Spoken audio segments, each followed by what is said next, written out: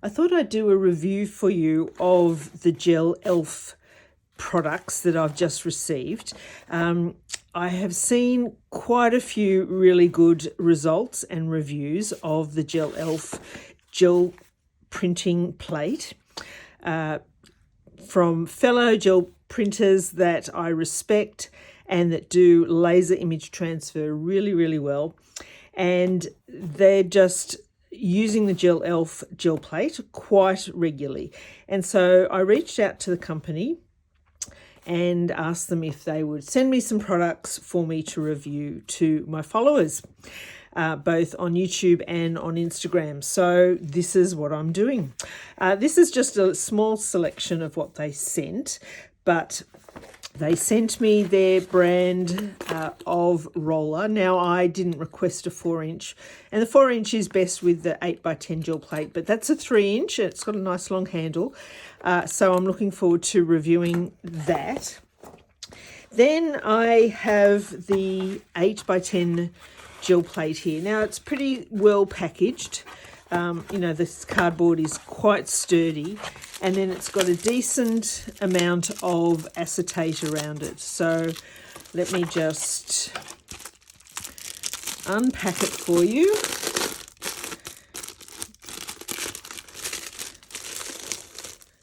And sorry for the reflection, but let's take off this acetate. It's a nice thick plate. The height of it, the width, the depth of that gel is really good. Now, it's interesting, it's bluey a colour. So they have sent this backing board, which is fabulous. It's a bit more frosty than just Perspex, so that's actually good. It's less reflective. So I'm just going to position the gel plate nicely on this and lay that down, and that means that it's nice and secure. It's not going to move around too much. Okay, so I've positioned the 8x10 gel plate onto their version just of a Perspex board, which does help when you're doing reverse painting. It means you can check things underneath. So that's in position. There's not a lot of border on that, so that's an A4 size, but this is 8x10. And I have my roller ready to go. It's got a nice rest on it, and the weight is good, so that's going to be helpful. I'm going to use Amsterdam acrylic paint in the oxide black for this print. And what they do also have is some laser paper. Now, I have tested that out and printed some of my photos on that paper. So I'm also testing out their paper. So let's be brave and do this quite complicated image transfer. And I think I'll wipe it down with a baby wipe first, just to clean off any sort of chemical substance left over from, the manufacture of it. No, we're just... actually, that's quite grippy, so that's quite good. Hopefully it won't slide around. Maybe it will. It's not so good if it slides around. Just hang in there. I'm going to get a bit of a draw liner so that does not slip around. So this is another tip. I like to, if my gel plate is on some form of Perspex, which might slip around on my desk, then I like to use this like a non-slip drawer liner or shelf liner. So this is the one that was just at my local supermarket, really. A Super Grip Easy Liner non-slip matte.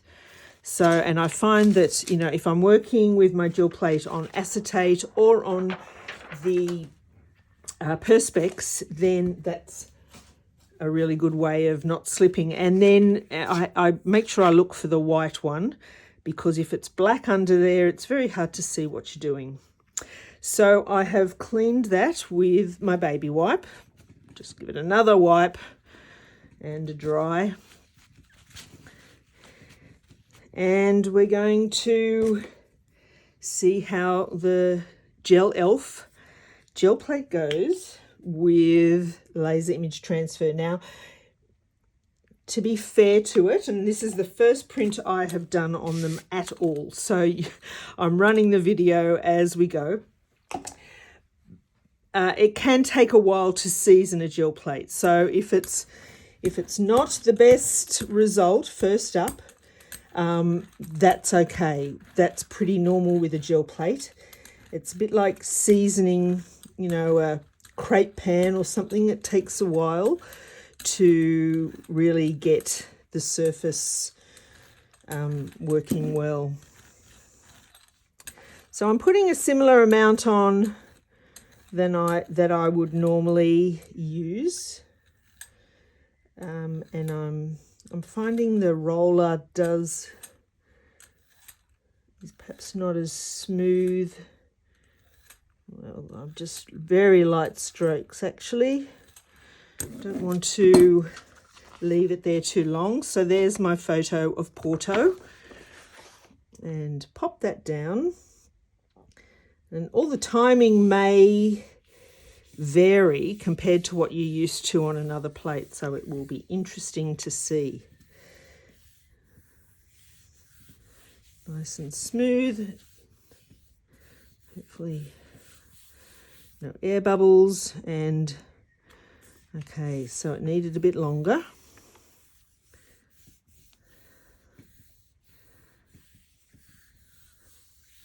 I've probably been a bit unkind to test it on such a detailed photograph first up.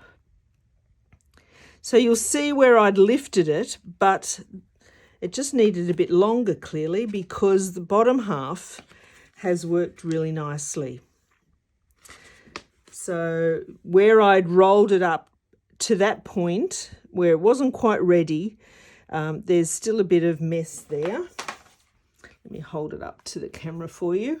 So you can see a distinct line there.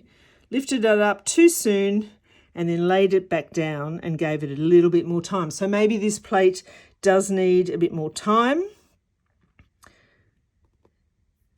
We'll see. So I like to leave that to dry. So I don't go in with my substrate yet. I always let that dry, and that way you will get the best transfer onto your substrate.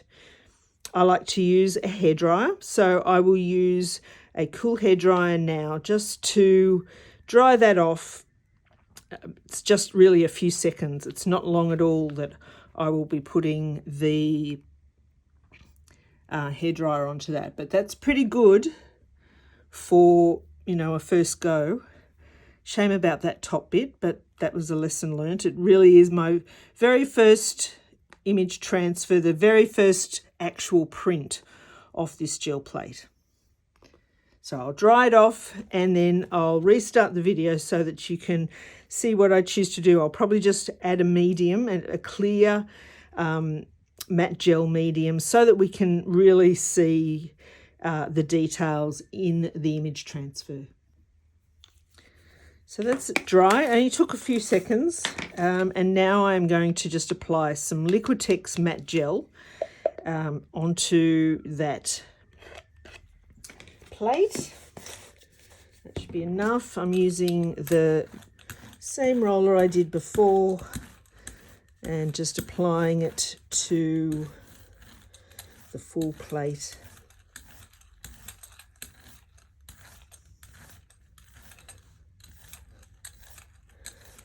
Just making sure it's nice and even, and laying down my substrate. And again, this is where I dry it. So I'll get out my hairdryer and give that a bit of a burst and restart the video once I've done that. Okay, let's pull our print, our first ever print on this gel plate. It's coming off very easily. Not much resistance on that plate at all, which is good. There's a little bit of paint, very small little speckles left. So that'll be interesting to see if that's because the paint wasn't dry or, you know, whether it's a sticky surface. So yes, we got that messy band at the top because I didn't quite leave it in contact for longer. So I'm going to do another one now and perhaps leave it on a bit longer. And let's see how that goes. So I will clean up just these little marks left on. It's cleaning easily, that's nice.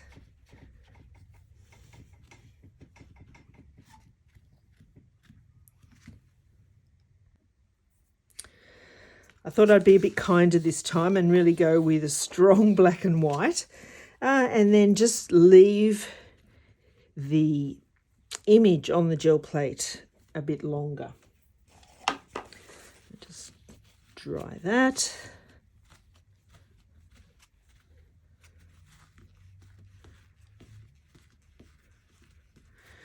Okay. The amount of paint can really differ per brand, but also I think different gel plates can respond differently to the amount of paint as well. There are so many variables in this process. You've got to first of all start with a high contrast photo, then you've got to work on your edit, and then what is a bit of a dark horse, bit of a mystery, is that laser printing process. And it's so important to get, you know, a good laser print. So and then that's even just before you get to this gel printing stage. So I'm really trying to go very smoothly and evenly on that black layer. As I said, I'm using their paper for my laser prints. So let's lay this one down now. I like that top bit of the pattern best, so I'm going to try and include as much of that as I can. And make sure I haven't got any air bubbles in there.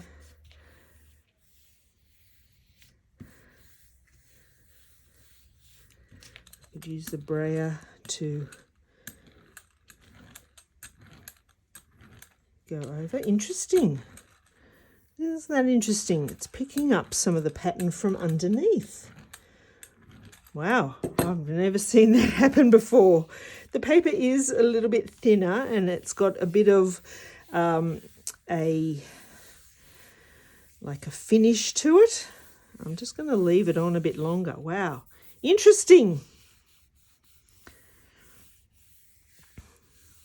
We'll have to explore that a bit more, I think. I'm going to be patient. It's quite a bit longer than I would normally leave it. But I'll lift it up now and see. Whoa! That's amazing. That is a beautiful print. Let me just show you the laser print first so you can see. Because the paper that they've sent me has a finish, it is actually, it's not gloss, but it would be considered a satin or a satin, I guess, is what it would be called. It's 86 pound or 120 GSM, but it feels a very light weight still. And you can see there where the toner has resisted. Now they say, also I have seen one of their videos that says you can use these prints over and over again. So I'm going to just hold on to that. I will dry it, make sure it's nice and flat, and we'll do another couple of prints with this. But the quality of that is almost perfect. Can't complain about that at all. So letting that dry. This is where if you've got a couple of gel plates available, you just move that to the side and maybe do another one. But happy to use a hairdryer just to give it a burst and dry that off. But I am super happy with that transfer. It's given me great hope for the future. So over on the side here, I have my laser print, okay? And I've put that face down. I've got some just some cardboard protecting my table, just so that you don't see how messy my table is. And I'm putting that face down so that the paint, if it needs to dry, it will dry against that surface, which means that if there's any moisture, the cardboard will just absorb it. And then I'm just putting a book on that because I want to make sure that that remains flat for future prints. Okay, so I've given this a bit of a burst with the hairdryer. And rather than just pull it with a matte gel, I'm going to go in bold and try my wide roller that they sent me and give an ombre a go. So I'm super keen to give this big brayer a go. I've never had one this size. Look at that. Almost the width of my 8x10 gel plate. So I am going to attempt a ombre of, they're both opaque and then that's a transparent. That may not be a good combo. So I'm going to swap to more of an opaque yellow and then go to pink and purple. And it may not blend too much. I won't put too much paint on. And it could be a disaster because I'm expecting the world from this gel plate in the first printing session completely. So let's just see how we go. So I've got yellow, hot pink and purple, and hopefully I've put on enough paint there. So just spreading that down. Whoa. Oh wow, that makes it easy. Oh, usually I'm rolling around trying to get a nice, so I'm trying to just blend it a little bit more. Woof. Oh, so happy. Look at that. That is very nice. I'm trying to bring a bit more pink down into the yellow. Just bringing my roller a bit down to the left there. Woo! Excited to pull this. All right. I have my substrate ready and that's going to go down, trying to just judge center. And again, I like to dry that, so that will need a bit of the hairdryer. And at the side, I'm rolling off my roller, but that will just need to be washed. And I'm super excited to see this. So before I pull it, let's have a little peek underneath. And it's obviously a little bit obscured by the, it's got a finish on the perspex. It's a little bit cloudy in the effect, so it's not quite as clear, but I'm very excited about that ombre using that nice brand new big roller. So let's pull our print. Oh, it comes off so smoothly. Woof, that is amazing. I'm loving that. Well, there we go. That is a pretty beautiful print. Oh, I'm loving this smooth ombre and going from the yellow into the pinks to the purple with that tile pattern underneath. That's lovely. All right, I'll put that aside now. I'm going to have another print of that. Now I know that the prints can be reused. I do that all the time. So it'll be, but they say on their website that their laser prints can be used, I think, up to 20 times. It's amazing.